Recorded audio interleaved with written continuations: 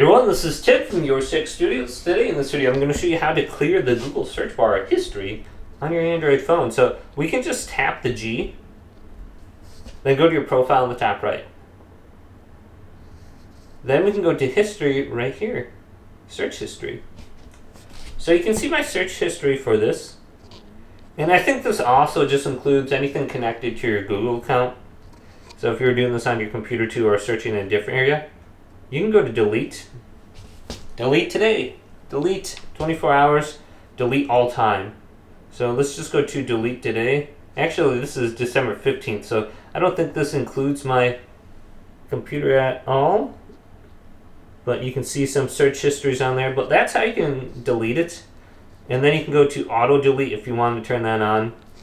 And then we got different options on here like controls and more. So just come in here, you can delete it very easily.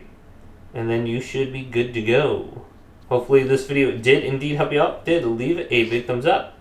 And subscribe to my channel down below for more tech videos coming up next on Your Six Studios.